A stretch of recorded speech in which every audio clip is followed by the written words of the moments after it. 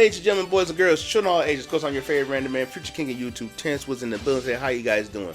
So, let me get into this right here, right now. So, those you know, when I did my reaction to the Fantastic Four first trailer, I was hyped for it. You know, I had some little gripes about certain things, but I was really hyped for this movie. But it was brought to my attention by my good buddy Ultra Fatality, telling me that Joseph Quinn was with Pedro Pascal in Gladiators 2 about Johnny Storm. Now, y'all watched my channel, y'all been fans of my channel for a while. I have did a full reaction to not just 1, 2, and 3, all 4 Fantastic Four movies. Yes, there's 4 of them. So the Fantastic Four 90, I think it's like the 90s version directed by Roger Corman, the 2000 movies that came out, the Fantastic Four and Fantastic Four Rise of the Silver Surfer, then the god-awful reboot of the Fantastic Four. Now, I got 2 videos here, one from Very Dark, one from Clownfish, mostly gonna be bumped from Very Dark, because when Ultra Fatality brought me to my attention, I read it, then I looked, Yellow Flash also brought it to the attention, then Very Dark, and of course Clownfish TV. So yeah, all this came out last week. So of course you don't know, I'm really not feeling my best right now, but that's why I got my little random guy right there. Say hello there, everybody. Hello. Good. So anyways, let me start the talking. Let's see hear what Very Dark had to say. Then I'm gonna chime in here and there. All right, let's go. Openly questions whether the classic version of the character, the brash woman-chasing hotshot that Chris Evans brought to life in the 2005 film, still belongs on screen today. He was branded as this womanizing devil-may-care guy, but is that sexy these days, he asked? I don't think so. This version of Johnny is less callous with other people's feelings, and hopefully there's a self-awareness about what's driving that attention-seeking behavior. Okay, so before I let Vera finish that, so here's the point. So from watching, I'm going to use most of the 2001 because that's why I actually, not that I liked it, but with that Johnny Storm that came out, he was brash, he was overconfident, he had that devil don't care attitude, and yes, he was a womanizer. But if you watch the Rise of the Silver Surfer, he kind of mellowed out a little bit. Sure, because again, a lot of things, because everything the movie especially evolved around him, because everything was happening because of what he has done. Because all their powers kept switching back and forth. Like Johnny had Ben's power. It was like, it was weird, but it was still kind of good. So for them to get rid of that core asset, which always been an issue with me for MCU when they bringing in new character or introducing new characters, they never really do it justice. And that's the point I'm getting. But I'm gonna let Very Dark finish, and I'm gonna go back in my comment here. I think this is really funny because it's clear that the execs at Marvel and DC and what I just mentioned, and all of these companies that are doing movies, they don't understand that yes, this is actually what women want to see a majority of the time. If you look at TikTok and you look at kind of book talk and you look at the spicy romances that are being shared there, the women's erotica that's being shared there, you're not reading stories about goody two-shoes. You're not reading stories about nice guys doing nice things to women. No, there are women who want to see male characters who are going to chase women. They are interested, and we're not talking about like SA or something insane like that. We're just talking about a guy who's cocky and he's confident. He knows his abilities and he can back them up. And then that's just a big part of his personality. Right there. It's a big part of Johnny's personality. And I feel like that's where they keep messing up at. They take out the core value and make these characters who we are. It really bothers me. They're so busy downplaying male characters for what? But anyways, let it keep going. Sure, maybe like 2 movies into a trilogy, he starts softening up, and you can actually kind of see through that hotshot mentality. That's what happened in Rise of the Silver Surfer. Johnny mellowed out. Sure, I think when Reed and Sue was about to get married, and they threw the bouquet, Johnny burned the lady's bouquet because she kind of saw through Johnny's bravado. So again, I like how they kind of mellowed that dude out. It was good. It was good character build. Like, I'm gonna say this for example. Remember Sokka? How Sokka was in Avatar: The Last Airbender, and he was overconfident, had a lot of bravado, and then he treated women poorly. So When they did it in a live action Netflix, which is really good by the way, I hate that they toned that down. And the reason I say I hate that they toned that down because what I loved about Sokka was he had to learn to not just be overconfident, rushing in, the chill the bravado, treat women better. That was a growing part of made Sokka. Now, granted, I feel like when shows like you said, like Warner Brothers, DC, Marvel, Disney, when they do these to these characters, you missing the core value what make these characters who they are. But anyways, because we still got to talk about the Vanessa Kirby stuff. But yeah, that's the whole point. But I'm gonna let her finish this. Then we're gonna jump into the Vanessa Kirby aspect. But if you want a woman audience, at least in part, then yes, there are women who want to see characters like this. And for the males, I'm sure that they are perfectly fine with seeing a guy being a badass. As a woman myself, I am perfectly fine with seeing womanizing male characters. That is pretty sexy. You hear it from a woman herself. And I don't want to see every single male character act that way, but having one in a single movie is perfectly fine. So right off the bat, they just don't understand a lot of the women who might show up to see this. They are so disconnected, bro. And I really think that's the problem with MCU now. They're so disconnected. Deadpool Wolverine was so connected with the audience because of thanks to Ryan Reynolds, director Levy, Hugh Jackman. They know what the audience wanted. That's why we didn't see She-Hulk in there. That's why we didn't see Captain Marvel, Brie Larson in there. They know what the audience wanted. And look what happened. Made them money. Sure, it didn't save the MCU, but it kept it on the right path until we got to Agatha all along. I'm always going to keep saying it, and they care, and they kept telling the audience, bear with us. You know, say you're gonna have a good time with this, and I don't see this, or dare I say, hear this from actors, producers, or even Kevin Feige. But anyways, But really, kind of the scope of social media and the content that women are reading. Again, I'm not trying to say that they need to make a movie that specifically caters to a female audience, because when it comes to comic book movies and comic books in general, the audience definitely does skew males. there it is. When it comes to comic book movies or action movies, it's leaned towards males.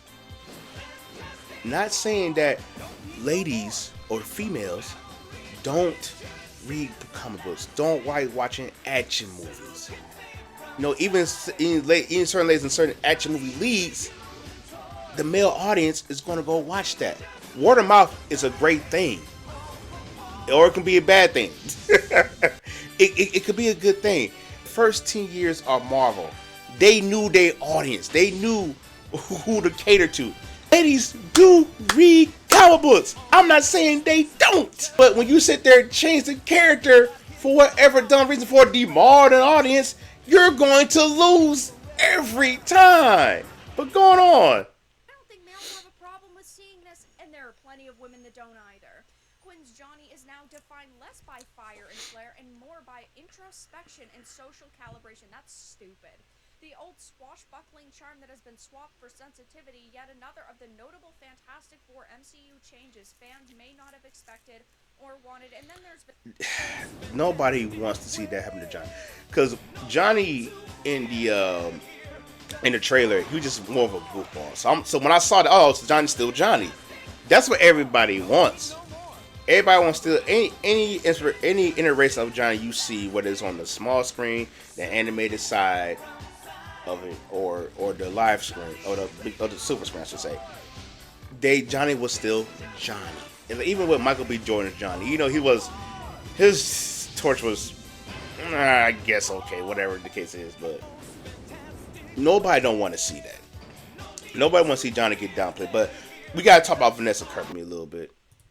Vanessa Kirby Storm, which I do want to point out, I like Vanessa Kirby quite a lot. She's been in a lot of movies I've enjoyed. I think that she has a lot of range, and I was really hopeful for her in this, but now we're also hearing her going on to admit that they're making a lot of changes. Portrayed as both pregnant and politically powerful, the head of the Future Foundation and architect of global peace, Kirby describes Sue not as a superhero, but as a commentary on modern motherhood. There's nothing wrong with that.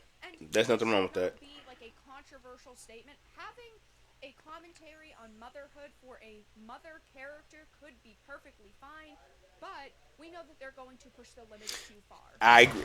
I agree with that. What Vera just said. I thoroughly believe they're going to push the envelope with Sue Storm.